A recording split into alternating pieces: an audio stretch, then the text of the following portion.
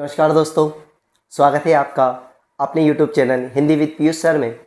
मैं फिर हाजिर हूँ आपके लिए एक नया टॉपिक और एक नए वीडियो को लेकर। पिछले टॉपिक में हमने छंद पढ़े थे। आज हम काव्य बोध का सबसे लास्ट टॉपिक जो कि अलंकार है और सबसे बड़ा टॉपिक है वो पढ़ने वाले हैं। बहुत महत्वपूर्ण है और अलंकार में आज आपके लिए केवल अर्थ परिभाषा अलंकार के भेद मैं यहाँ पर लेकर आया हूँ। उसके बाद हम सारे अलंकार और सारे अलंकारों के उदाहरण पढ़ेंगे। इससे पहले चैनल को सब्सक्राइब करें, बेल आइकन को प्रेस करें ताकि आगे भी आने वाले सारे वीडियो के नोटिफिकेशन आपको प्राप्त हो सके। और वीडियो अच्छा लगे तो उसे लाइक करें, शेयर करें, कमेंट करें। आइए चल के सीखते हैं अलंकार। अलंकार की अर्थ और परिभाषा देखते हैं। अलंकार दो शब्दों से मिलकर बना है, अलम दनकार। अलम दनकार जिसका अर्थ होता है आभूषण या गहना। तो अलंकार सीधा सीधा अर्थ हम अलंकार का लेंगे आभूषण या गहना से।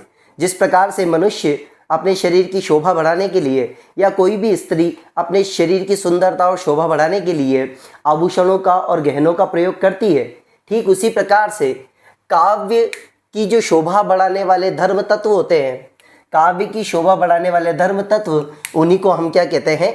अलंकार। तो इसका तात्पर्य क्या होगा कि यदि मनुष्य शरीर की शोभा बढ़ाएगा तो गहनों से या आभूषणों से बढ़ाता है, या कोई भी स्त्री अपने शरीर की शोभा बढ़ाती है तो वह आभूषणों से और गहनों को धारण करती है। ठीक उसी प्रकार से कवि अपने काव्य की जो भी लिखता है या पद्य या गद्य रचना, उसकी शोभा बढ़ाने के लिए या उसकी सुंदरता बढ़ाने के लिए जिन धर्म तत्वों का प्रयोग करता है उन्हीं को अलंकार कहते हैं। तो अलंकार का सीधा सीधा अर्थ लेंगे कि काव्य की सुंदरता बढ़ाने के लिए जो धर्म तत्व होते हैं वही अलंकार कहलाते हैं। अब अलंकार के भेद कभी कभी कंपटीशन एग्जाम में या जब परीक्षा आती है तो परीक्षा में बच्चे कंफ्यूज हो जाते हैं। अलंकार के भेद पूछे जाते हैं और वो अनुप्रास, यमक, श्लेष, उपमा, रूपक, उत्प्रेक्षा, व्यतिरेक वगैरह ये सब उसके भेद लिख के आ जाते हैं। आपको ध्यान में रखना है अलंकार के तीन भेद होते हैं, तीन प्रकार होते हैं और उन तीन प्रकारों में यहाँ दिए हुए हैं शब्द अलंकार, अर्थालंकार, उभय अलंकार। तो आपको ध्यान में रखना है अलंकार के तीन भेद या तीन प्रकार होते हैं, शब्द अलंकार, अर्थ अलंकार और उभय अलंकार। तो शब्द अलंकार किसे कहते हैं? जहां काव्य पंक्ति में शब्द से चमत्कार उत्पन्न हो वहां शब्द अलंकार होते हैं। अब आप कहेंगे चमत्कार क्या होगा? कोई जादू टोना नहीं। चमत्कार का अर्थ क्या होगा कि जहां हम काव्य की धर्म तत्वों से शोभा बढ़ा रहे हैं, सुंदरता बढ़ा रहे हैं, ठीक उसी प्रकार से यदि काव्य की सुंदरता या शोभा शब्दों से बढ़ाई जाए, केवल शब्दों का प्रयोग करके काव्य में कोई सुंदरता या कोई अच्छा प्रयोग किया जाए तो शब्द से शोभा बढ़ाई जाएगी, तो वहां कौन सा अलंकार होगा? शब्द अलंकार। तो आप परिभाषा में लिखेंगे कि काव्य की शोभा बढ़ाने वाले धर्म तत्व तो अलंकार कहलाते हैं, पर काव्य की शोभा यदि काव्य पंक्ति में शब्द से बढ़ाई जा रही है, चमत्कार शब्द से उत्पन्न हो रहा है, तो वहां कौन सा अलंकार होगा? शब्द अलंकार। जैसे अब शब्द अलंकार में अनुप्रास, यमक, श्लेष, वक्रोक्ति, पुनरोक्ति ऐसे मुख्य इसके भेद माने जाते हैं। तो शब्द अलंकार के मुख्य रूप से अगर पूछे जाए तो कितने भेद बताएंगे आप? तीन भेद, अनुप्रास, यमक और श्लेष, जिनका आपने कई जगह उदाहरणों में पढ़ा भी होगा। तो शब्द अलंकार के तीन भेद होते हैं, अनुप्रास, यमक और श्लेष। वो कैसे होते हैं? मुख्य रूप से। यदि आपसे पूछा जाए परीक्षा में कि शब्द अलंकार के मुख्य रूप से कितने भेद होते हैं, तो अनुप्रास, यमक और श्लेष, और अधिकतर कोर्स में इनको ही पढ़ाया जाता है।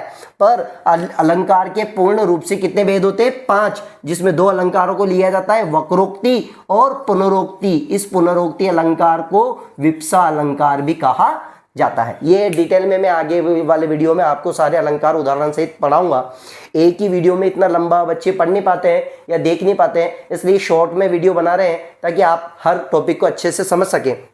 तो शब्द अलंकार, अनुप्रास, यमक और श्लेष, मुख्य रूप से 3 भेद और पूर्ण रूप से 5 भेद, अनुप्रास, यमक, श्लेष, वक्रोक्ति और पुनरोक्ति। पुनरोक्ति को कौन सा अलंकार भी कहते हैं? विप्सा अलंकार। इसे आगे हम उदाहरणों से समझेंगे। तो आपको भेद ध्यान में रखना है। शब्द अलंकार के मुख्य रूप से 3 भेद होते हैं और पूर्ण रूप से इसके कितने भेद होते हैं? 5 भेद। दूसरा अलंकार आता है अर्थ अलंकार, जहां काव्य पंक्ति में अर्थ से चमत्कार उत्पन्न हो या काव्य पंक्ति की शोभा अर्थ से बढ़ाई जाए। यहां किससे बढ़ा रहे थे? शब्द से, और यहां किससे बढ़ा रहे? अर्थ से। तो काव्य पंक्ति में अर्थ से चमत्कार उत्पन्न होता है, वहां अर्थालंकार होते हैं। तो आपको ध्यान में रखना है, यहाँ शब्द से चमत्कार उत्पन्न हो रहा था और यहाँ अर्थ से। अब इसमें कौन से अलंकार लिए जाते हैं अर्थालंकार में? उपमा, रूपक, उत्प्रेक्षा, मानवीकरण, अतिशोक्ति। मुख्य रूप से इसके 5 भेद हैं। बहुत सारे भेद हैं अर्थालंकार के, जिसमें उपमा, रूपक, उत्प्रेक्षा, मानवीकरण, अतिशोक्ति के अलावा भी बहुत सारे भेद हैं। उन भेदों को हम आगे पढ़ेंगे, पर मुख्य रूप से आपको ध्यान में रखना है कि अर्थालंकार के कितने भेद होते हैं? 5। और शब्दालंकार के भी पूर्ण रूप से कितने भेद होते हैं? 5, पर मुख्य रूप से कितने होते हैं? 3। तो अर्थालंकार, जहां काव्य पंक्ति में अर्थ से चमत्कार उत्पन्न हो या सुंदरता बढ़े, वहां पर अर्थालंकार होता है, जैसे उपमा, रूपक, उत्प्रेक्षा, मानवीकरण और अतिशोक्ति। ये 5 अलंकार है, इसके भेद में लिखेंगे। अगला आता है उभय अलंकार। तीसरा भेद है अलंकार का, जहां काव्य पंक्ति में शब्द व अर्थ, ध्यान दीजिएगा, जहां काव्य पंक्ति में शब्द और अर्थ दोनों से चमत्कार उत्पन्न हो। चमत्कार की बजाय आप ये भी पढ़ सकते हैं कि जहां काव्य पंक्ति में शब्द और अर्थ दोनों से सुंदरता बढ़ाई जाए, दोनों से काव्य पंक्ति की शोभा बढ़े, तो वहां पे कौन सा अलंकार होगा? उभय अलंकार। उभय का मतलब होता है दोनों।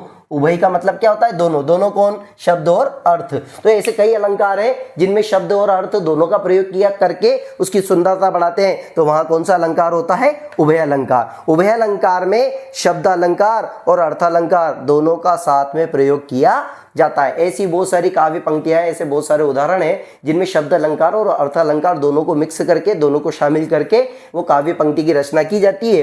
तो वहां पर जैसे संदेह अलंकार। अब संदेह अलंकार का एक उदाहरण मैं दूंगा, तो सारी बिच नारी है कि नारी बिच सारी है, सारी ही की नारी है कि नारी ही की सारी है।